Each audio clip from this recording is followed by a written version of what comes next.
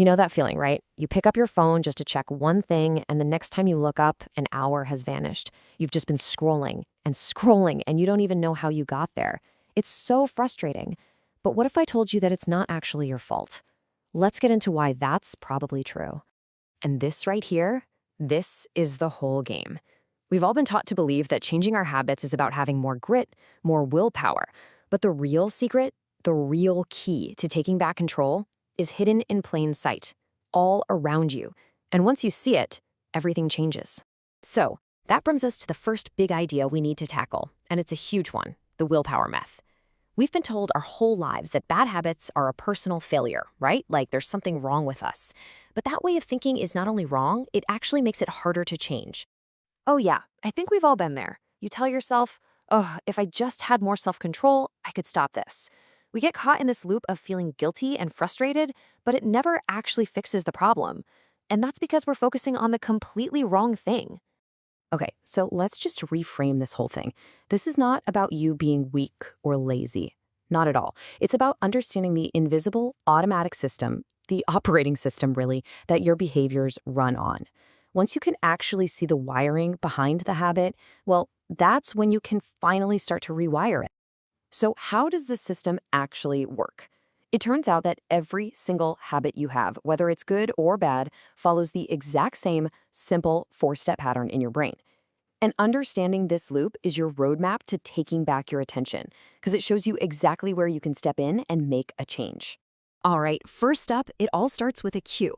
The cue is just the trigger that tells your brain, hey, time to go on autopilot and run this program. It could be anything, a certain place, a time of day, an emotion like feeling bored or stressed, or, let's be honest, it's usually that little buzz from our phone. That cue immediately leads to a craving. But here's the part that blows your mind. You're not actually craving the habit. You're craving the feeling the habit gives you. You don't crave looking at Instagram. You crave a little hit of distraction and escape from whatever you were just doing. It's all about changing your internal state. And that craving is what pushes you into the routine.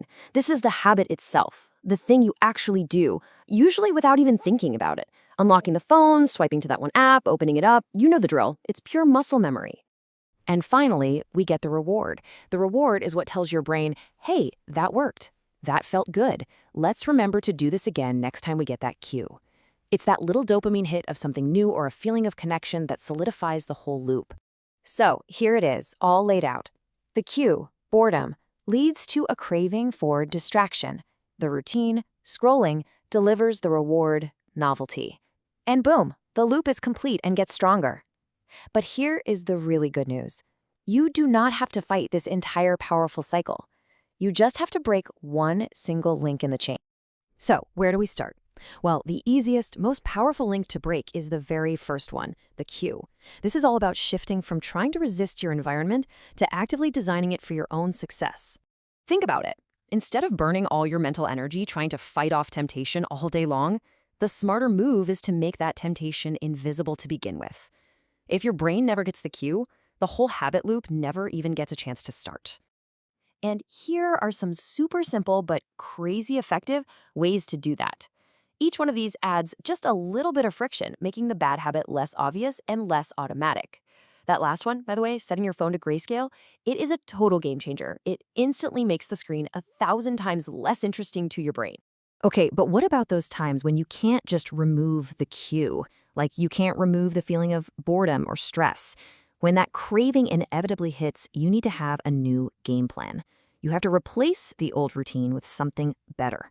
See, nature abhors a vacuum, and so do our habits. You can't just stop doing something, you have to fill that space with something else.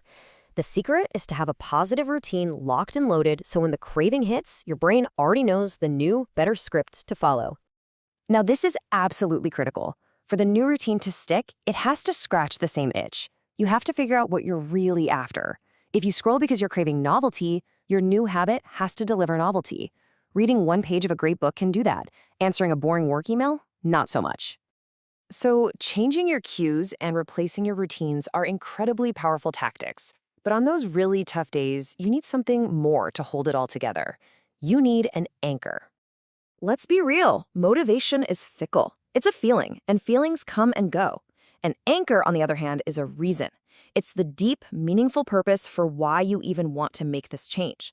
It's not about how you feel in the moment. It's about what you truly value. Seriously, take a second and really ask yourself this.